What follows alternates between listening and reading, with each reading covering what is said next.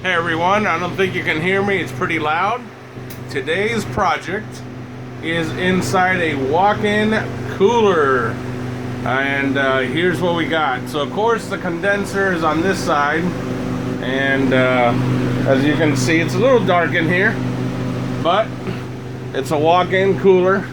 So what is our situation? Our situation is normally, this is a very old unit. And when the condenser starts cooling and going to defrost, normally the water will land into this pan, go down this pipe, and out the drain. But as you can see, it's a little hard to tell, but the whole floor is wet. The reflectiveness you see is actually water. And this is because the pipes are freezing. There you can see this is ice, and it's missing the back of the dip pan. So what we're going to do is figure out, or how can we repair this for just like $2 and any little accessory we can find. So what I'm thinking we're going to do is we're going to use an aluminum pan, and we're going to wrap it up and snag it in here so the water will just drip into the pan, and we'll make it go into the pipe, because the problem is the water builds up here, it eventually goes down there and it rots the floor.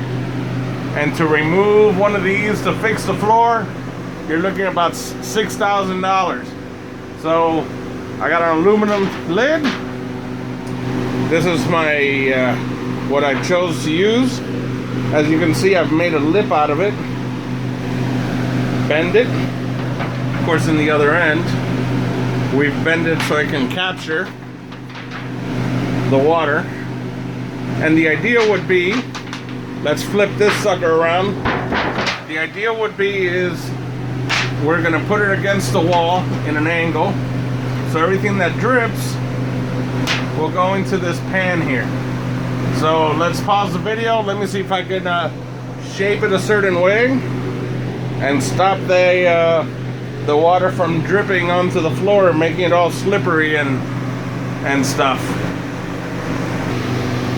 All right, so based on the size, all right, this is the shape I've taken. As you can tell, we always must keep a lip, because we cannot let the water drip to the side.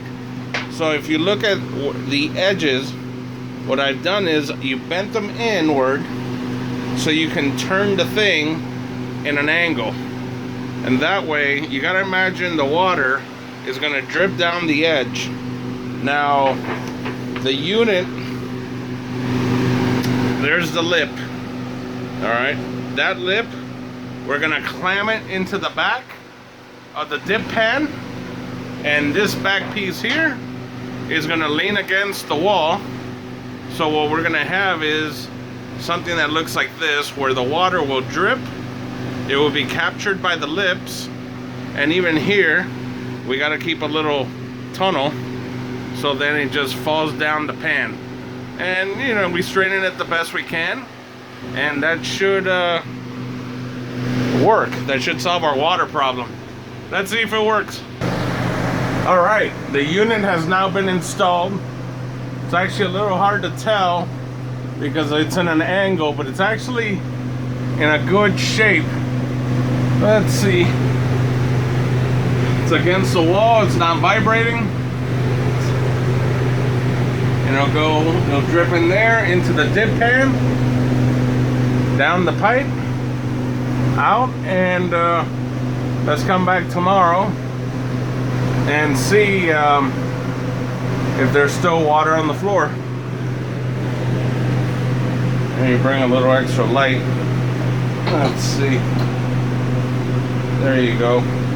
There we can kind of see the reflective of the water. All right. See, it's been 24 hours. Of course, we have to make sure you never want to cover the back. You always want to have airflow. The floor is nice and dry. Let me see if I can light it up better for you. That's the old rust where it would fall, but it's nice and dry. Not too bad. All for under $1. That works.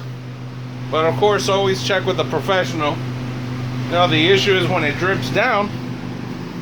See, we get this after so many years. Not anymore. Thanks.